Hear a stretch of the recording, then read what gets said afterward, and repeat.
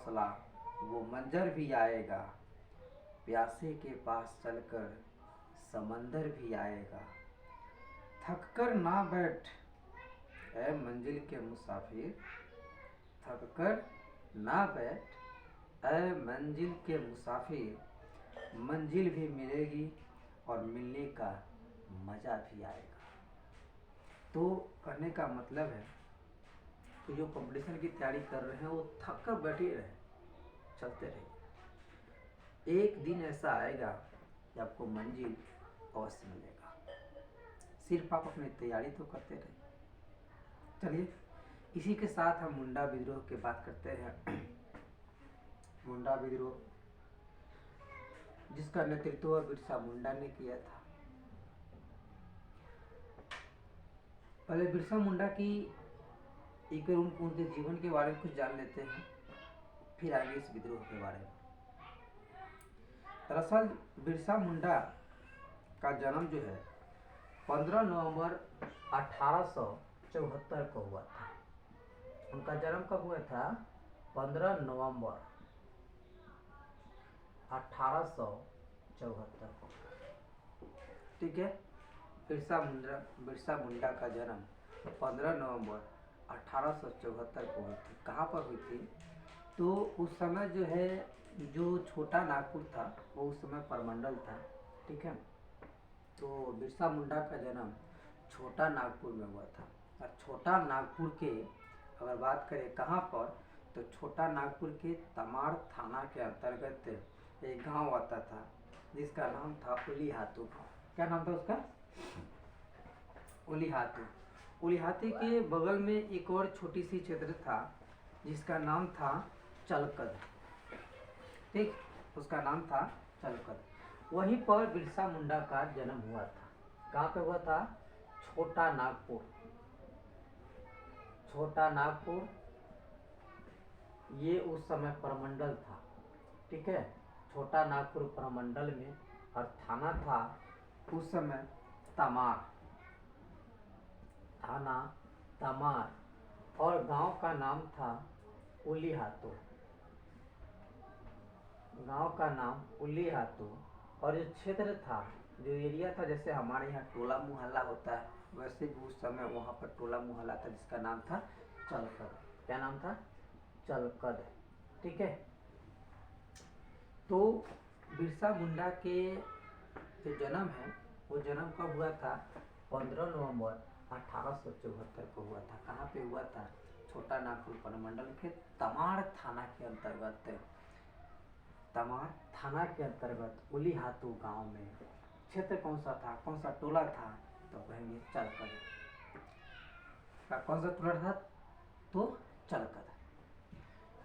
बिरसा मुंडा जी के पिता का नाम था सुगना मुंडा। इनके पिता का नाम था सुगना मुंडा। ठीक, और इनके माता का नाम था कदमी। बिरसा मुंडा के पिता का नाम था सुगना मुंडा। ये लोग मुंडा जनजाति के थे। ठीक, और इनके माता का नाम था कदमी। दरअसल बात उस समय की होती है जब हमारे यहाँ अंग्रेज आते हैं। ठीक है, वो जब यहाँ पर आता है तो नवाबों के जो है नवाब का, जमींदार का, ये सब का जमींदारी जो है छीन लेता है। धीरे धीरे वह प्रवेश करता है जंगलों की ओर, जहाँ पर पहले आदिवासी लोग रहते थे। आदिवासी किसको कहते हैं? जो किसी भी क्षेत्र विशेष में काफ़ी दिनों से जो रह रही हो उसको आदिवासी कहते हैं। तो उस समय जो है आदिवासी लोग जंगलों में रहा करते थे। अंग्रेज धीरे धीरे अपना कदम जो है गांव शहरों से जंगलों की ओर बढ़ाया। वनों में जा करके वन में आदिवासी लोग खेतीबाड़ी जो भी किया करते थे। आदिवासी लोग जो वन में रहा करते थे तो वे लोग अपनी सभी ज़रूरतों की चीज़ें जो है वन से ही प्राप्त करते थे। जब अंग्रेज आया तो ये ससुरा क्या किया कि वो वन पर अपना अधिकार कर लिया। ठीक है, और वन को जो है आरक्षित बना दिया। और एक संरक्षित वन बना दिया। तो संरक्षित वन में जो है जो आदिवासी लोग थे वो सब अपने छोटी मोटी ज़रूरतों को पूरा करने के लिए जा सकते थे। जैसे अगर उन लोगों को मवेशियाँ चरानी करती मतलब होनी पड़ती थी तो वो लोग मवेशी चराने जाते थे। लेकिन हाँ, मवेशी चराने के लिए भी नियम कायदे कानून बना दिए गए थे कि आप जो है मतलब 2 दिनों तक ही आप जंगल में रह सकते हैं, इससे ज़्यादा दिन तक नहीं रह सकते। जंगल से आप अपना मतलब जो जलावन है वो ला सकते हैं, जंगल से पेड़ उड़ाव नहीं काट सकते। इन सब को लेकर जनजातियों में काफ़ी आक्रोश आया और इसके बावजूद उस समय जो सूदखोर था वो लोग जो है रुपए कर्ज पर देता था और काफ़ी ब्याज लेता था। दूसरी बात, जो जमींदार थे वो आदिवासियों के खेतों में अपना हाथी दौड़ा देता था, हाथी को यानी कि उनको फसलों को जो है नष्ट कर देता था। तो इन सब चीज़ों से आदिवासी परेशान। अब वो लोग जो है उस समय भारत में जगह जगह जो है विद्रोह होने लगती है, जगह जगह पर विद्रोह होने लगता है। चाहे जो भी जनजाति हो, ठीक है, संथाल जनजाति हो, चाहे मुंडा हो, चाहे वो गोंड जनजाति हो, चाहे वो गारो जनजाति हो, ये सब लोग जो है धीरे धीरे हर जगह पर विद्रोह होने लगती है। चाहे वो मतलब भारत के पश्चिमी क्षेत्र हो चाहे पूर्वी क्षेत्र हो, इन सब जगहों पर विद्रोह होने लगता है।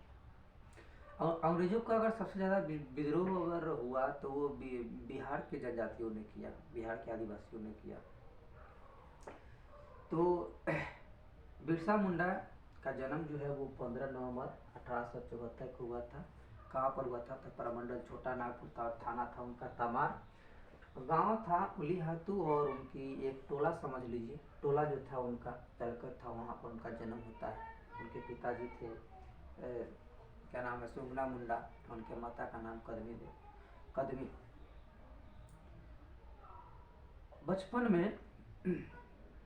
बचपन में जो है बिरसा मुंडा जी का जो जो जो, जो शिक्षा दीक्षा, जो पढ़ाई लिखाई है, वो गांव के ही एक क्या नाम था उसका, यानी कि चलकर के बगल में ही एक गांव था जिसका नाम था चाईबासा। क्या नाम था? चाईबासा। ठीक है, चाईबासा में एक जर्मन स्कूल था, जर्मन मिशनरी स्कूल। ठीक है, इस स्कूल को कौन बनाया था? तो इसको बनाया था ईसाई ने। ठीक है, ईसाई मिशनरिया जो यहाँ पर आई थी भारत में अपनी शिक्षा की प्रसार करने। ठीक है, जो चाहता था कि जो भारत के लोग हैं वो धीरे धीरे हमारे यानी कि हम उन पर जो है पूरी तरह से हावी हो जाए और हम उन पर कब्जा कर ले, इस उद्देश्य से उस भारत में आया था। ठीक है, तो चाईबासा में, ठीक है, जो चाईबासा क्षेत्र है ये जो है चलकद के बगल में गांव का एक इलाका था जिसका नाम था चाईबासा। तो वहाँ पर एक स्कूल थी, जर्मन मिशनरी स्कूल। ठीक, तो उसी स्कूल में बिरसा मुंडा अपनी शिक्षा जो है प्राप्त करता है और शिक्षा प्राप्त करने के बाद वो जो है ईसाई धर्म को अपना लेते हैं।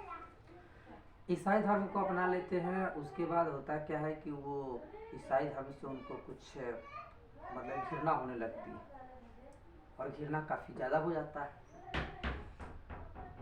घृणा होने के कारण जो है वो नफरत करने लगते हैं अंग्रेजों से और वो आकर के पुनः जो है अपने मुंडा धर्म को अपना लेता है। ठीक, मुंडा धर्म को अपना लेते हैं। उसके बाद वो उनको ऐसा लगता है कि शायद तो मतलब उस समय जो है मुंडा जनजाति के एक कुल देवता जो होता है, ठीक है, जैसे हम लोग की भी कुल देवता होती है वैसे मुंडा जनजाति को भी कुल देवता था जिनका नाम था सिंह बोगा। क्या नाम था? सिंह बोगा। तो बिरसा मुंडा को लगता था कि शायद सिंह बोगा जी हमको प्रेरणा दे रहे हैं कि एक नई धर्म बनाओ, एक अच्छी धर्म बनाओ। ठीक, उन्होंने मुंडा जनजातियों के बीच जाकर के वो कहते हैं कि सिंगोगा भगवान ने हमारे जो कुल देवता है वो हमें प्रेरित किए हैं नई धर्म की प्रतिस्थापन करने के लिए, नए धर्म की स्थापना करने के लिए। और वहाँ पर वो बोलते हैं कि मैं भगवान का अवतार हूँ। ठीक है, नई धर्म की स्थापना करूँगा और आप सब जनजातियों को जो है मैं अंग्रेज से मुक्ति दिलाऊंगा। इस उद्देश्य से वो जो है अपना धर्म, नए धर्म का प्रतिपादन करते हैं और वो अपने आप को भगवान का अवतार मानते हैं। धीरे धीरे ऐसी समय आती है कि उनके काफ़ी शिष्य हो जाते हैं। ठीक है, चेला चपाटी काफ़ी बढ़ जाता है। चेला चपाटी से उसको अपना मतलब पैगंबर अर्थात भगवान मानते हैं। तो कहा जाता है ना, ठीक है, भगवान मानते हैं। देखिए यहाँ पर एक चीज़ है कि बिरसा मुंडा जो है वो काफ़ी स्ट्रगल करते हुए आगे जा रहे हैं। ठीक, बिरसा मुंडा भगवान मानते हैं। उसके बाद वो कहते हैं जनजातियों से कि आप अपना वनों में जो आपकी खेती बाड़ी है वो कीजिए, वनों से जो आपको लेना है सो लीजिए, हमें किसी को कोई कर, कोई टैक्स, कोई सूद नहीं देना है। ठीक, हमारी संपत्ति है, हम उसको जैसे करेंगे वैसे, हमारी जैसी इच्छा हो हम वैसे चला सकते हैं। अंग्रेज जब यहाँ पर नहीं थे तो वो लोग जो है वन में जो भी चीज़ थी, वन को वो लोग अपना संपत्ति मानते थे। चाहे वन की खेती हो, वन के पेड़ पौधे हो, वन से प्राप्त होने वाली फल फूल, लकड़ियाँ, कंदमूल हो, इस सब को लोग अपना संपत्ति मानते थे। तो ये फिर से जो है चाहते हैं कि वैसा ही हो। वो कहते हैं कि आप लोग करो। लेकिन उस समय ब्रिटेन की रानी होती है रानी विक्टोरिया, जो कि भारत में उस समय शासन करती है। रानी विक्टोरिया को ऐसा लगता है कि बिरसा मुंडा जो है हमारा विरोध कर रहा है, तो विरोध करने के जुर्म में रानी विक्टोरिया उनको मतलब कि जेल में डाल देती है, रांची के जेल में। कुछ देर बाद वो छूट कर आते हैं, लेकिन जेल में भी चले जाते हैं तो सोचते रहते हैं कि हमें किसी तरह से अंग्रेजों से मुक्त होना है। अगर नहीं मुक्त हुए तो फिर, और दूसरी बात थी कि वो अपने आप को भगवान का अवतार भी माने थे और वो कहे हुए थे और जनजातियों से कि हम आपको अंग्रेजों से मुक्ति दिलाएंगे।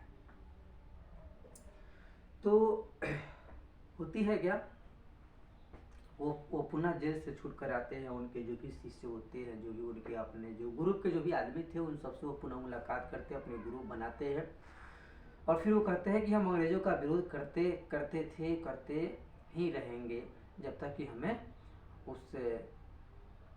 उससे हम मुक्त नहीं कर दे तब तक। वो कहे कि रानी विक्टोरिया का राज खत्म करेंगे और मुंडा राज शुरू करेंगे। इस सोच से वो आगे बढ़ते रहे, स्ट्रगल करते रहे। और कहा जाता है ना कि स्ट्रगल से कभी डरना नहीं चाहिए, स्ट्रगल से कभी डरना नहीं चाहिए, क्योंकि ये भी एक कहानी है। स्ट्रगल से कभी डरना नहीं चाहिए क्योंकि ये भी एक कहानी है जो सक्सेसफुल होने के बाद सबको बतानी है। बात सही है। जो स्ट्रगल कर रहे हैं, स्ट्रगल करते करते आप जिस दिन सक्सेसफुल होइएगा, आप अपनी कहानी, अपने सक्सेस की कहानी आप दूसरों से बताइएगा और दूसरे भी आपके उसी बताए गए रास्ते पर चलते रहेंगे। बिरसा मुंडा स्ट्रगल करते हुए आगे बढ़े। उन्होंने जो है जो भी उनके जो साथ थे, सहयोगी थे, उन सबको रात्रि के समय अपना उन तीर धनुष को विद्या देते थे, तीर धनुष चलाना सिखाते थे। उनके पास तो कोई आधुनिक हथियार थी नहीं, उन लोगों के पास तीर धनुष थे। तो वो लोग जो है मतलब कि अपना अभ्यास करते थे और रात्रि के समय जो सभा करते थे, इसलिए कि अगर दिन के समय सभा करेंगे तो अंग्रेज सैनिक आकर के जो है उनको गिरफ्तार कर लेंगे और वो कुछ नहीं कर पाएंगे। फिर अंग्रेजों से मुक्ति कहाँ हो पाएगी। तो वो लोग रात में अपना सभा करते थे। एक बार उन्होंने सबसे पहले जो है करते करते जब वो तैयार हो गए, पूरी तरह से उनकी सेना तैयार हो गए, तो सबसे पहले वो जा करके ईसाई मिशनरियों पर आक्रमण करने को सोचा। ठीक, वो समय था, वो वर्ष थी जिस समय वो ईसाई मिशनरियों पर हमला बोला। उस समय था 25 दिसंबर 1899। ठीक, 25 दिसंबर 1899 वो सबसे पहला जो है आक्रमण करते हैं ईसाई मिशनरियों पर। लेकिन वहाँ पर जब वो हमला करते हैं तो काफ़ी लोग मारे जाते हैं। और दूसरी बात कि ये मतलब पकड़े जाते हैं। पकड़ाने के बाद जी इनको गिरफ्तार कर लिया जाता है और गिरफ्तार करके इनको पुनः रांची जेल में भेज देता है। और दूसरी है कि ये हैजा बीमारी से भी ग्रसित होते हैं बिरसा मुंडा, ठीक है। तो वहीं पर रांची के जेल में जो है उनकी मृत्यु हो जाती है 2 जून 1900 ईस्वी को। 2 जून 1900 ईस्वी को उनकी मृत्यु हो जाती है। मृत्यु होने के बाद ऐसा नहीं है कि वो जो विद्रोह जो चल रही थी मुंडा विद्रोह वो खत्म हो गया, नहीं, वो विद्रोह चलता रहा, विद्रोह चलती रही। विद्रोह और काफ़ी गहरा होता जा रहा था और काफ़ी बड़ा होता जा रहा था विद्रोह। जिसमें बिरसा मुंडा थे तो उसमें तो विद्रोह जो था सो था ही, लेकिन बिरसा मुंडा के न रहने के बाद विद्रोह जो है और बड़ा रूप ले लिया। इससे अंग्रेज सरकार को झुकना पड़ा और अंततः अंग्रेज सरकार जो है छोटा नागपुर में 2 प्रमंडल बनाया। एक प्रमंडल, दो अनुमंडल बनाया, ठीक है, 2 अनुमंडल बनाया। एक था 1902 में बना हुआ अनुमंडल गुमला अनुमंडल, एक था गुमला अनुमंडल जो कि 1902 में बना, और 1905 में बना खाटी अनुमंडल, ठीक है। ये अंग्रेज सरकार इसलिए बनाया ताकि काफ़ी नज़दीक से जो है जनजातियों की समस्याओं को देखा जा सके और उन समस्याओं को सुलझाया जा सके, ठीक, जिससे कि विद्रोह ना हो। तो अंग्रेज सरकार को झुकना पड़ा, 2 अनुमंडल भी बने छोटा नागपुर में, और छोटे नागपुर के जो आदिवासी थे उसके लिए एक अधिनियम बना, एक एक्ट बना 1908 में, छोटा नागपुर काश्तकारी अधिनियम, जिसके तहत जो आदिवासी थे वो वन उनका हो गया, जमीन उनकी हो गई, किसी बाहरी व्यक्ति का, किसी सेठ का, साहूकार का या किसी बिचौलिए का उस पर कोई अधिकार नहीं रहेगा, किसी जमींदार का कोई अधिकार नहीं रहेगा, आदिवासियों का ही उस पर अधिकार रहेगा। तो इस तरह से मुंडा विद्रोह जो खत्म हुआ, लेकिन जनजातीय विद्रोह खत्म नहीं हुआ, वो तो फिर चलता रहा। जब तक कि अंग्रेज यहाँ से चला नहीं गया तब तक जनजातीय विद्रोह चला गया। जय हिंद। फिर मिलेंगे अगले एपिसोड में। वीडियो को लाइक करिए, सब्सक्राइब कीजिए और इसको शेयर जरूर कीजिए।